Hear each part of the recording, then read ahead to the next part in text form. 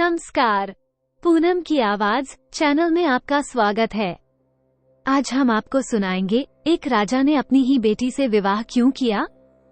अगर आप हमारे चैनल पर नए हैं तो प्लीज हमारे चैनल को लाइक करें, सब्सक्राइब करें और शेयर करें। बहुत पुराने समय की बात है। बीरपुर नगर के राजा वीर सिंह राज्य करते थे।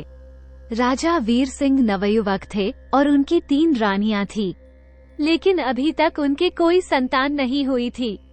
एक सुबह का वक्त था। राजा वीर सिंह शिकार खेलने के लिए निकले और जंगल की ओर चल पड़े। राजा वीर सिंह अपने घोड़े पर सवार होकर जा रहे थे कि जंगल में एक बुजुर्ग बुढ़िया, जो कि वह माता थी, खेत की पटरी पर बैठी हुई मूंज की पत्तियों में गांठें लगा रही थी। राजा ने उस बुढ़िया को देखा और सोचा कि इस वीरान जंगल में ये बुढ़िया कहाँ से आई है और यह यहाँ क्या कर रही है। ये सब जानने के लिए राजा वीर सिंह व माता के पास पहुँच गए और घोड़े से नीचे उतरकर अपने राजा होने के घमंड में वो माता से बोले, ऐ बुढ़िया, यहाँ इस वीराने जंगल में तू अकेली बैठी हुई क्या कर रही है। तो वो माता बोली, बेटा, मैं किसी की जोड़ी बना रही हूँ तो किसी की बिगाड़ रही हूँ, किसी को मिला रही हूँ तो किसी को बिछड़ रही हूँ, यानी अलग कर रही हूँ। मेरा तो यही काम है। इस पर राजा वीर सिंह बोले, बुढ़िया माई, हम समझे नहीं, जरा खुलकर विस्तार से बताओ। तो वो माता बोली, बेटा, मैं संसार भर के इंसानों की जोड़ी बना रही हूँ। अर्थात मेरे कहने का अर्थ है, संसार भर के लोगों को जीवन साथी के रूप में किसी को मिला रही हूँ तो किसी को अलग कर रही हूँ, जो कि संसार का नियम है। जो लोग साथी बन के मिलते हैं, एक दिन वो बिछड़ भी जाते हैं। यही संसार का नियम चला आ रहा है और मेरा यही काम है। इतना सुनते ही राजा वीर सिंह अपने राजा होने के घमंड में आकर वो माता से जो धृष्टता कर बैठता है और बोलता है, बुढ़िया, तेरा काम संसार के लोगों की जोड़ी बनाना है और बिगाड़ना है, तो तूने मेरी भी जोड़ी बनाई होगी। इस पर वह माता बोली, हाँ बेटा, तेरी भी जोड़ी बनाई है। राजा वीर सिंह ने शादीशुदा होने के बावजूद भी वह माता से घमंड पूर्वक पूछा, बुढ़िया, तो बता, मेरी जोड़ी तूने किसके साथ बनाई है और मेरी शादी किसके साथ होगी। इतना सुनते ही वह माता को राजा के घमंड को पहचानने में देर नहीं लगी और वह माता सोचने लगी, ये राजा होने के घमंड में शादीशुदा होकर भी मुझसे जोड़ी बनवाने के बारे में बातें कर रहा है। इसका मतलब तो ये हुआ कि यह मेरे साथ मजाक कर रहा है। लेकिन ठीक है, मैं इसको इसकी गलती का उचित फल दूंगी। इसने जो माता के साथ भद्दा मजाक किया है, इसका फल तो इसे मिलना चाहिए। ऐसा सोचकर वह माता राजा से बोली, हे राजा, तूने मुझसे पूछा कि तेरी जोड़ी मैंने कहाँ बनाई है, तो सुन, मेरी बात ध्यान से सुन। तेरी जोड़ी मैंने तेरी पटरानी से जन्मी तेरी सगी बेटी के साथ बनाई है। तेरी शादी तेरी अपनी सगी बेटी से होगी। जा, तूने मेरे साथ जैसा भद्दा मजाक किया है, वैसा ही मैंने तुझे फल दे दिया। वह माता के इतने वचन सुनते ही राजा के पैरों तले जमीन निकल गई और वह माता से अपने किए के लिए माफी मांगने लगा। तो वह माता बोली कि राजा, तू तो राजा है ना, तेरे लिए तो सब कुछ संभव है ना, तो तू जा और झुठला दे इस बुढ़िया के वचन को। राजा माता की लाख मन्नतें करने लगा और वह माता से मिले श्राप को वापस लेने की प्रार्थना करने लगा। तब वह माता बोली कि हे राजा, मेरा कहा गया वचन झूठा तो नहीं हो सकता, लेकिन तेरे पास सामर्थ्य हो तो बचने की कोशिश कर लेना। इतना कहकर वह माता अपने कार्य में मस्त हो गई और राजा शिकार खेलना तो भूल ही गया था और वह अब बहुत दुखी था और दुखी मन से ही अपनी राजधानी और अपने महल को लौट आया। महल में अपनी पटरानी चंद्रलेखा के पास बहुत ही उदास मन से पहुंचा। रानी ने अपने राजा को उदास और दुखी देखा तो पटरानी चंद्रलेखा अपने राजा से बोली, महाराज, आज क्या बात है जो आप इतने दुखी लग रहे हो। तो राजा वीर सिंह कहने लगे, हे महारानी, मैं तुझे क्या बताऊं, आज मुझसे अपने घमंड में आकर मैंने एक बहुत बड़ी भूल कर दी। रानी बोली, कैसी भूल कर दी महाराज। इस पर राजा ने अपनी रानी चंद्रलेखा को सारी बातें सुना दी। सारी बातें सुनने के बाद रानी चंद्रलेखा बोली, महाराज, उस अनहोनी के डर से अभी से आप चिंता क्यों करते हो, जिसका कोई आधार ही नहीं है? अरे जब हमारे कोई बेटा बेटी है ही नहीं तो फिर तुम्हारी दुल्हन कैसे बनेगी? मेरी बेटी और आगे भी हम किसी बेटी को जन्म लेने ही नहीं देंगे जिससे तुम्हारी दुल्हन बनने की कोई भी गुंजाइश रहे।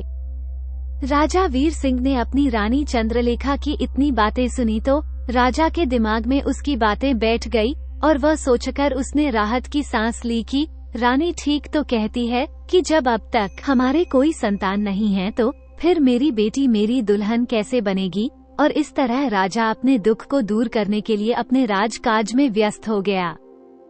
समय धीरे धीरे गुजरने लगा और कुछ महीनों के बाद ही उसकी रानी पटरानी चंद्रलेखा को गर्भ ठहर गया। गर्भ ठहरने पर महारानी चंद्रलेखा को अब चिंता सताने लगी और वह अपनी गर्भ अवस्था पर अपनी नजर बनानी शुरू कर दी। धीरे धीरे रानी के प्रसव का समय नजदीक आने लगा तो रानी ने अपनी एक सबसे विश्वसनीय पात्र बांधी थी, उसको 24 घंटे अपनी देखरेख के लिए तैनात कर दिया। जब प्रसव का समय आया तो रानी चंद्रलेखा ने रात्रि के 12 बजे के आसपास एक बहुत ही सुंदर कन्या को जन्म दिया। कन्या का जन्म होते ही रानी चंद्रलेखा के होश उड़ गए कि उसको तो कन्या पैदा हो गई है, और अपने पति राजा वीर सिंह की कही हुई बातों का आधार बनता देखकर रानी दुखी हो उठी और किसी अनहोनी से टकराने का व्यर्थ ही प्रयास करने लगी। कन्या का जन्म होते ही रानी ने अपनी बांदी को आदेश दिया कि बांदी, इस कन्या को ले जाकर इसके प्राण ले लो और इस कलंक को मिटा दो, क्योंकि मेरे पति के लिए यह आगे मुसीबत साबित हो सकती है। इससे पहले कि यह मेरे पति के लिए कलंक बने, इसके प्राण ले लो। रानी की इतनी बात सुनते ही बांदी ने कन्या को उठाया और एक हाथ में फावड़ा ले लिया और जंगल की ओर महल से निकलकर चल दी। महल से निकलते ही परजा बस्ती में पहुंची। परजा बस्ती से निकलकर जंगल की ओर जा रही थी कि तभी बस्ती के पड़ोस में सूखे गोबर के घूरे पड़े हुए थे। बांदी ने सोचा, बच्चे को लेकर अगर जंगल की ओर जाऊंगी तो किसी ने देख लिया तो कोई बखेड़ा खड़ा हो जाएगा। इसलिए उसने सोच लिया कि जंगल की ओर जाने और किसी के देख लेने से तो अच्छा है कि इस घूरे में ही इस लड़की को दफना दो, और उसने यही उचित समझा और बांदी ने फावड़े से खोदना शुरू कर दिया और कन्या के लिए दफनाने के लिए जितने में कन्या दफना जाए उतना खड्डा खोद दिया और उसके बाद कन्या को घूरे में दफन कर दिया और महल वापस लौट आई। महल पहुंचकर बांदी ने रानी को कन्या के बारे में सब कुछ ठीक ठाक बता दिया। रानी यह सोचकर निश्चिंत हो गई कि कन्या घूरे में दफन हो गई है और घूरे में दफन होने के कारण उसका दम घुट जाएगा और वो मर जाएगी। लेकिन विधाता को तो कुछ और ही मंजूर था। घूरे का सूखा गोबर होने के कारण उसमें हवा का आवागमन बना हुआ था, जिससे कन्या सांस ले सके, और कन्या दम तोड़ने के बजाय उसमें जिंदा बनी रही। इधर सुबह का वक्त होते ही वो घूरे के मालिक अपने घूरे को किसी किसान को बेच देता है और किसान ने घूरे को खाद के रूप में इस्तेमाल करने के लिए गधों के द्वारा ढुलाई हेतु एक कुम्हार पति पत्नी, जो कि रामू जिसका नाम था, उसको ठेका दे दिया। कुम्हार पति पत्नी के संतान नहीं होने के कारण कुम्हार अपनी पत्नी और अपनी उम्र के आखिरी पड़ाव पर था, जो कि संतानहीनता के चलते बहुत दुखी रहते थे। किसान के द्वारा काम मिल जाने पर कुम्हार कुछ गधे लेकर अपनी पत्नी के साथ घूरे को किसान के खेतों में डालने चल दिया और घूरे को खोदते खोदते जैसे ही कुम्हार पति पत्नी दोनों ने फावड़ा कन्या के करीब चलाया तो कन्या ने रो दिया। बच्चे के रोने की आवाज सुनते ही दोनों कुम्हार और उसकी पत्नी चौंक बच्चे की आवाज पर ध्यान लगाने लगे और उन्होंने निश्चय कर लिया और उन्हें विश्वास हो गया कि आवाज तो इस घूरे में से ही आ रही है। तो उसने फावड़े को साइड में रखा और अपने हाथों से घूरे को खोदना शुरू कर दिया और आखिरकार बच्चे तक वे पहुंच ही गए और बच्ची को सही सलामत बाहर निकाल लिया। कन्या को बाहर निकालते ही जो कुम्हार की पत्नी थी, उसने कन्या को झट से अपनी गोद में ले लिया और अपनी छाती से लगा लिया। कन्या को छाती से लगाते ही रामू की जो पत्नी थी यानी कुम्हारी थी, उसकी छाती में दूध उतर आया। कन्या को दूध पिलाने लगी। ईश्वर का ये चमत्कार और संतानहीनता के चलते ईश्वर का उसे उपहार समझकर दोनों पति पत्नी उस कन्या को अपने घर ले आए और अपनी बेटी के रूप में स्वीकार करके उसका बड़े प्रेम से पालन पोषण करने लगे। कुम्हार की पत्नी कुम्हार की जो बेटी थी, उसका नाम दोनों पति पत्नी ने किरण रखा। धीरे धीरे बेटी बड़ी होने लगी और सुंदरता में वे सारे नगर के बच्चों को पीछे छोड़ने लगी और समय धीरे धीरे बीतता गया तो एक किरण, कुम्हार की बेटी, अब सयानी हो गई और अपने माता पिता के कामकाज में हाथ बटाने लगी। किरण जब 18 बरस के आसपास हो गई तो एक दिन उसके माता पिता के पशुओं, यानी जो उसके माता पिता के पालतू गधे थे, उनको लेकर चराने जंगल में निकल गई। किरण अपने पशुओं को जो चरा रही थी कि राजा वीर सिंह शिकार खेलने के बाद महल की ओर लौट रहे थे और राजा वीर सिंह ने गधों को चरा रही किरण को, जो कि सुंदरता में किसी हूर से कम नहीं थी, जब उस लड़की को देखा तो उस पर मोहित हो गए और महल में पहुंचकर राजा वीर सिंह ने अपनी महारानी चंद्रलेखा से किरण के बारे में बताया और कहा, महारानी, हमें पता करके बताओ कि वह लड़की कहाँ की है और किसकी है और कहाँ रहती है। उसने हमारा दिल चुरा लिया है और हम उस लड़की से शादी करना चाहते हैं। पहले समय में राजा महाराजा कई शादी कर लेते थे और रानियों को कोई ऐतराज भी नहीं होता था। इसलिए इतना सुनते ही रानी बोली, ठीक है महाराज, जैसी आपकी इच्छा। बहुत जल्दी ही हम इसका पता निकाल लेंगे कि वह कन्या किसकी बेटी है और कहाँ रहती है। उसके बाद रानी ने अपने गुप्तचरों को पता लगाने के लिए भेज दिया। पता लगने के बाद राजा को किरण के बारे में पूरी सूचना दे दी गई तो राजा बोला, ठीक है महारानी, हमारे रिश्ते का प्रस्ताव कुम्हार और उसकी पत्नी के पास भेज दो। इस पर महारानी बोली, महाराज, अब ये काम गुप्तचरों का नहीं बल्कि सार्वजनिक रूप से नाई और ब्राह्मण का है, इसलिए रिश्ते का प्रस्ताव नाई और ब्राह्मण के द्वारा भेजो। अगली सुबह राजा ने अपने दरबार में नाई और ब्राह्मण को बुलवाया और रिश्ते का प्रस्ताव कुम्हार पति पत्नी के पास भेज दिया। रामू और उसकी पत्नी ने जब नाई और ब्राह्मण की बातें सुनी तो उन्हें इस बात पर विश्वास नहीं हुआ। वे कहने लगे, राजा वीर सिंह का रिश्ता उनकी बेटी किरण के लिए। नाई और ब्राह्मण की बात सुनकर कुम्हार और उसकी पत्नी बोले कि महोदय, आप ये सब क्या कह रहे हैं? कहाँ राजा वीर सिंह और कहाँ हम उनकी रियासत के छोटे से नागरिक हैं, हमारी उनकी क्या समानता है? इस पर नाई और ब्राह्मण बोले, नहीं रामू, समानता की कोई बात नहीं है। महाराज को तुम्हारी बेटी पसंद आ गई है, इसलिए ये प्रस्ताव महाराज की ओर से है और इसमें तो तुम्हें अपना सौभाग्य समझना चाहिए कि आपकी बेटी का भाग्य खुलने जा रहा है। तुम्हारी बेटी जानवरों के पीछे नहीं दौड़ेगी बल्कि राजघराने में रानी बनकर राज करेगी। रामू और रामू की पत्नी अपनी बेटी के सुखद भविष्य को देखते हुए रिश्ते के लिए मंजूरी दे देते हैं और शादी की तैयारियां जोर शोर से शुरू हो जाती हैं। कुछ दिनों बाद ही शादी हो जाती है। शादी होने के बाद राजा वीर सिंह किरण को दुल्हन के रूप में ब्याह कर लाते हैं और उनकी महारानी चंद्रलेखा किरण और राजा का भव्य स्वागत करती हैं और अपने पति राजा वीर सिंह की सुहागरात की तैयारियां करती हैं। शाम का समय था।